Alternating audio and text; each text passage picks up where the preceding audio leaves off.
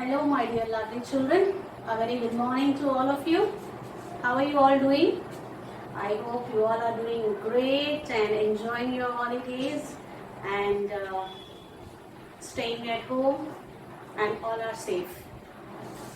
Well, welcome to this grammar session for today. So today we are going to talk about one of the important element of punctuation mark, which is called as an apostrophe. So today we are going to discuss about an apostrophe. Okay. So what are the things which we are going to learn by the end of this session? So first thing, we will be discussing about what is an apostrophe and then where to use this apostrophe and certain rules to be followed while using an apostrophe. So these are the three things we will be learning by the end of this grammar session. Okay. So first comes what is an apostrophe. As we have discussed in the beginning, it is a part of punctuation and a grammatical element and a character, as I told you, which belongs to a punctuation mark. Right, children? So moving on to the next one, where to use this apostrophe. Right. So we are going to use this apostrophe in three different areas. Okay. 1, to show possession. 2, to show omission of letters. 3, to form plurals of letters and numbers. So these are the three criteria where we are going to use this apostrophe. So first, let us talk about to show possession. Before we start with this, let us understand what is possession. Okay. So to understand what is possession, it is something which belongs to someone or something. Let us look at these examples, children. This is Natasha's new pair of shoes, Mary's car, Rachel's new pet. What do you understand in all these three examples, children? It clearly denotes that the pair of shoes belongs to Natasha and the car belongs to Mary and the new pet belongs to Rachel. So Natasha, Mary and Rachel, what are these? They are nouns, isn't it, children? So the nouns which show the ownership or relationship with an object or living thing are called as possessive nouns. As you can see in this example, that Natasha, Mary, Rachel, they own their own things. In fact, they are the owners of the shoes, owners of car, and the relation which you can see between the pet and the noun. So these are called as possessive nouns. Now let us see some more examples where how we can use this apostrophe in the case of possessive nouns. Yes, children. So look at these examples. The dog's bone, the girl's dress, the goose egg, the truck's tires. In all these examples, you can see that a noun shows what it actually owns. For instance, the bone is owned by the dog and the dress is owned by the girl. Right. So in these cases, you can see that a noun is denoted with an apostrophe and S. That we need to remember. Since they all are singular nouns, we are denoting these singular nouns with an apostrophe and then S. So this is symbol which we are using there, isn't it, children? Apostrophe and S. So whenever we are using a singular noun in any statement or sentence, we need to be little careful what we are writing. Is it an apostrophe, just an apostrophe, or an apostrophe S? So there we need to be little careful while using this apostrophe yes. And of course, we do have certain clauses, rules to be followed while writing plural nouns and possessive pronouns, and that we will be discussing under certain rules which we need to follow while using this apostrophe s. Right, children? Now moving on to the next one, we will be talking about apostrophe where we are going to use in the omission of letters. So when it comes to the omission of letters, when do we omit the letters, children? Yes, you are correct. It is in contraction words. So what are contraction words? So before getting to this, let us see what are contraction words and how the letters are omitted and where this apostrophe is used in the contraction words, right? Moving on to the next criteria where to use this apostrophe, it is to show the omission of letters. Generally, when do we omit the letters? For what kind of words we omit the letters? It is for the contraction words, right children? So contraction words are the shortened form of words, okay, which are formed by putting two words together. As you can see in this example, you plus r, it becomes you, your. Right.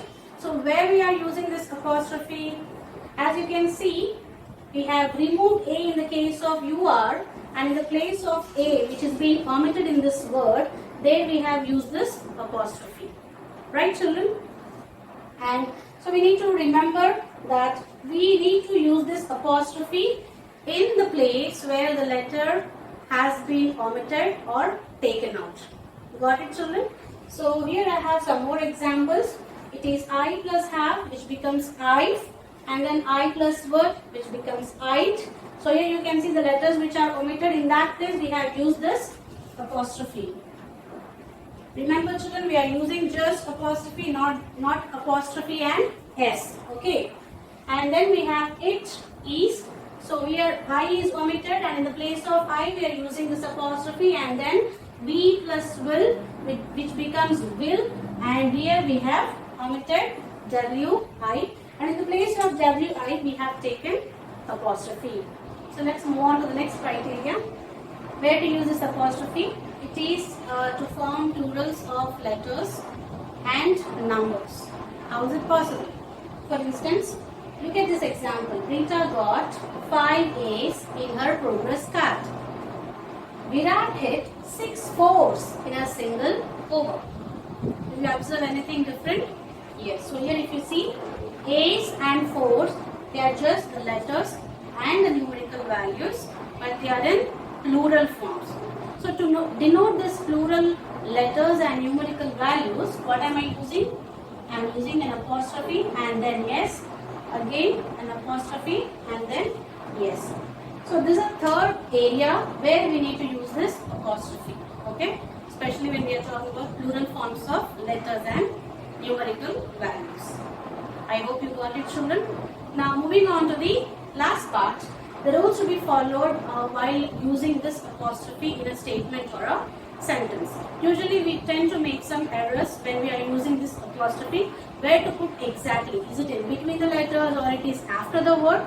So let us understand where exactly we need to use this apostrophe s and only apostrophe. As we have discussed in the beginning of the class that for possessive nouns, remember possessive nouns and very importantly singular nouns. For them we use this apostrophe as well as s. For example, as I written here, Sam's. So what I have done? Sam is a singular noun. I used apostrophe as well as s. Remember, for singular nouns we use apostrophe and s. So it becomes Sam's, dogs, girls, trucks. All these examples we have done, right children? Now, where we should not use apostrophe and s. So here comes, we add only apostrophe in the case of plural nouns. I repeat, we just add only apostrophe, not the apostrophe s. Got it? Now to understand, let us take a simple example. The girls' bedroom. Again we have girls' bedroom. You need to understand the difference where exactly I am using the apostrophe children and apostrophe s. Right? So here the bedroom is owned by the girl or the bedroom belongs to a girl, but here it is in singular form. So here it is GIRL apostrophe and then yes. Since it is a singular form, I have taken apostrophe and s when coming to the girl's bedroom. Okay, so here the bedroom is owned by a group of girls, but now while writing, so what I can do is, I can either write girls, I can put an apostrophe and then one more s, apostrophe s. So in that case I need to pronounce it as girls' bedroom. Do you think it sounds good? No. So it is to avoid this, we just use only the apostrophe at the end of the word girls, because already it is in plural form which is ending with S. So again we need not to put another apostrophe and S. So for plural nouns which are particularly ending with the letter S, for them we just only use apostrophe, children. So this is a major area we tend to make errors, whether writing a letter or whether writing an email, whatever. But we need to be little careful while putting or while using this apostrophe S as well as apostrophe, and where to use that exactly. So I hope you understood with these two examples where exactly we need to put the apostrophe. Got it, children? Right. Moving on to the last one. We are not supposed to use this apostrophe for possessive pronouns. Right? So you might get confused. There we have done your and here we have yours, ours. So there is a little difference. They are contraction words made out of two words, but here these are the possessive pronouns. Though they are ending with S, but still we do not use apostrophe. So the last but not the least one is, we are not supposed to use this apostrophe when it comes to the possessive pronouns. As you can see, children, yours, ours, his and her. Got it, children? Right. So let us recapitulate what exactly we have learned in this entire grammar session. So first we started with apostrophe. We have learned what is an apostrophe. Yes, it is a grammatical element, a part of punctuation marks. Right, children? And then we have learned about where to use this apostrophe.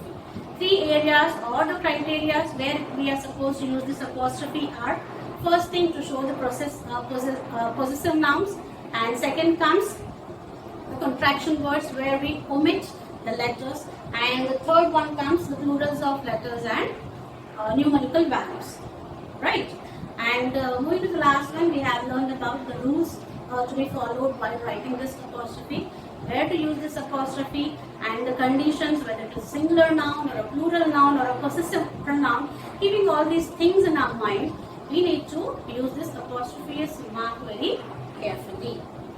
That's all, my dear lovely children. Thank you so much for listening. I hope you understood this session. Any doubts, you can watch the video again. And yes, coming to the assignment part, you will be getting in the form of your worksheets and home assignments, children. All the best. Thank you.